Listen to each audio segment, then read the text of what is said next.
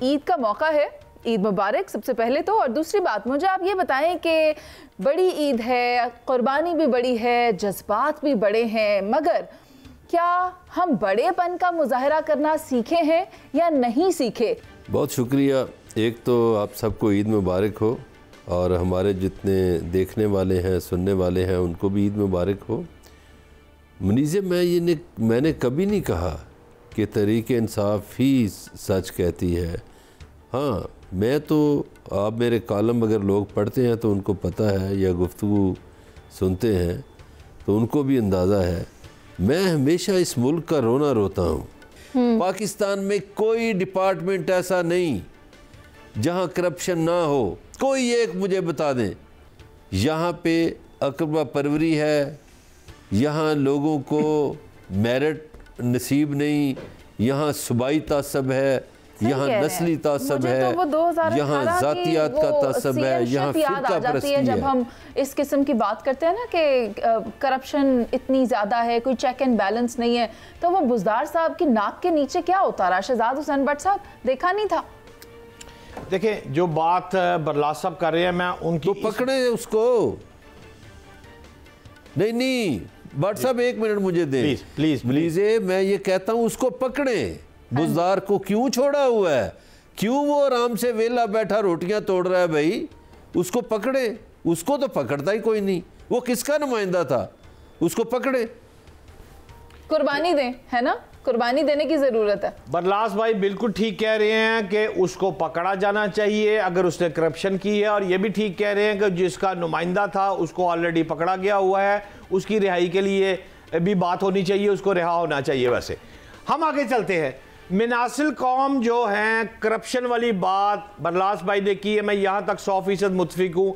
आज भी करप्शन पाकिस्तान में है और यही बुनियादी जड़ है। मसला यह है कि हम इस वक्त कुर्बानी की बात कर रहे हैं।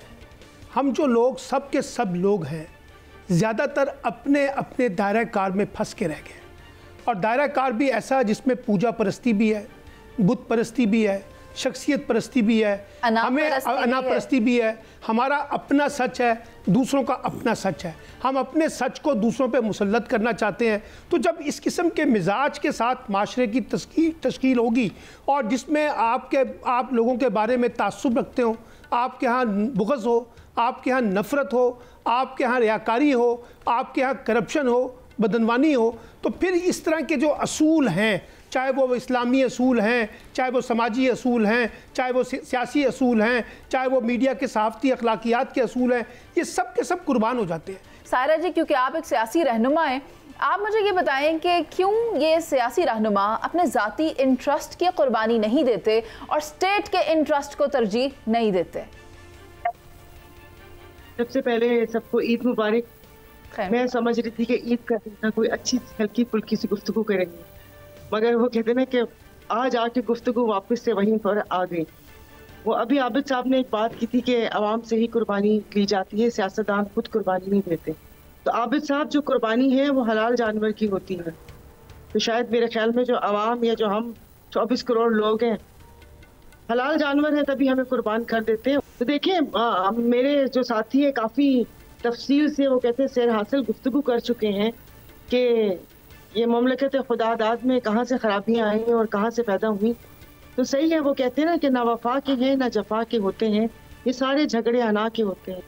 कि वो कहते हैं ना कि आइए इस ईद पे, मेरा मैसेज भी है इस ईद पर कि कुर्बानी, हम एक सुन्नत इब्राहिमी तो कंप्लीट कर रहे हैं, लेकिन खुदा के वास्ते मुख्तदर हलकों से, सियासतदानों से मेरी गुजारिश है कि आए इस ईद पर अपनी अपनी अना कुर्बान कर दें। अगर अपनी अपनी अना कुर्बान कर दें और इस मुल्क के लिए वो बेहतर होता है, तो मेरे ख्याल में सबको एक कदम आगे बढ़ाना चाहिए। और देखिए, सियासतदान होंगे सियासतदान, मगर मेरे हिसाब से काफ़ी सारे अताई सियासतदान हैं। जैसे अताई डॉक्टर्स होते हैं, अताई सियासतदान है। अच्छा। ना इनकी कहीं कोई आबियारी हुई। उससे पहले करप्शन की बात चल रही थी। भट्ट साहब तो पता नहीं आजकल कहाँ पर हैं कि जहाँ पर उनको हर चीज़ हरी हरी दिखाई देती है कि सब अच्छा उनके हिसाब से। भट्ट साहब बकरा मंडी में होंगे अभी भी। भट्ट साहब, ईद मुक गई है, कल ही इलेक्शन हुए और कल ही आप देख लें कि वहाँ पर क्या हुआ। और आप कैसे, कोई जादू की छड़ी थोड़ी है। कि ये सारा कुछ हो जाएगा। तो क्या कहूँ मैं, अच्छी अच्छी सी गुफ्तगू कर ले। बट साहब को टिक्के बनाने के तरीके बताएं, नहीं हमें वो ना बताएं कि आप जो करें हम उसकी माला जपें। अच्छा, अच्छी अच्छी गुफ्तगू करने की नीयत जब आती है तो साथ कह देती हैं कि समड़ियाल का इलेक्शन। ये शरारत क्यों करती हैं सायरा जी आप? देखिए वो तो मुझे ऐसे वो है कि मैं क्या इलेक्शन बोलूँ, इलेक्शन रद्दो बदल था, इलेक्शन रद्दुल बदल वोट क्या था, ऐसे थोड़ी होता है। यकीन नहीं करें बट साहब, मुझे शर्मिंदगी होती है कि मैं आवाम हूँ। अच्छा ठीक है सायरा जी, नहीं करते इलेक्शन की बात, फिलहाल वो बात जरा पुरानी हो गई है, ईद का मौका है। खैर जो करप्शन करेगा उसके खिलाफ तो कार्रवाई की जाएगी। ये सिस्टम तो वैसे भी नापसंद किया जाता है और इसको किसी पर प्रमोट नहीं किया जाता।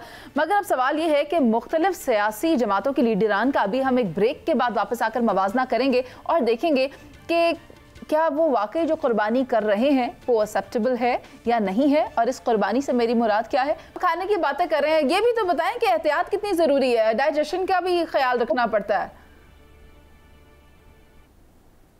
अच्छा मेरी बात सुने जी, ये तो गोश्त तो मोटा करता ही नहीं, मोटा तो करता है रोटी, चावल, कोल्ड ड्रिंक्स, ये चीज़ें जो हैं कार्ब्स मोटा करते हैं। और मैं कलेजी बहुत शौक से खाता हूँ। मुझे तो लगा था आप कार्ब्स बहुत शौक से खाते हैं। हैं वरदासा? नहीं, वो खा लिए जो खाने थे, अब नहीं कार्ब्स खाता, अब नहीं खाता। सायरा वो जी आपके सवाल के लिए था ना कि यहाँ तक पहुँचूं कि बकरे का रेट लग जाए। सायरा जी मैंने कहा खाने की बात करें, खाने की बातों से कुछ लोग याद आ गए। कैसा सफाई से खाते हैं कि किसी को पता ही नहीं चलता। बहुत अच्छा। किसकी बात कर रही हैं सायरा जी? सायरा जी सफाई से खाने का मतलब है वो सिर्फ हुक्मरानों और सरबराहों को ही आता है। बहुत सफाई से खाते हैं, पता ही नहीं चलता और बचता भी कुछ नहीं है। सच्ची में अभी सुने कि कुछ पंखे आ रहे हैं जिससे बिजली का बिल कम आएगा। वो ठेका किसने लिया, किसके पास है? वो उन्हीं के पास है जिनके पास पहले ठेका था। ओके, अब वो पंखे हम लेंगे किस्तों पे, तो पता नहीं कौन से पंखे, कितनी किस्तें होंगी। ईद का मौका है, मैं चाहूंगी कि आप अगर कोई पैगाम देना चाहती हैं तो वो हमें दें।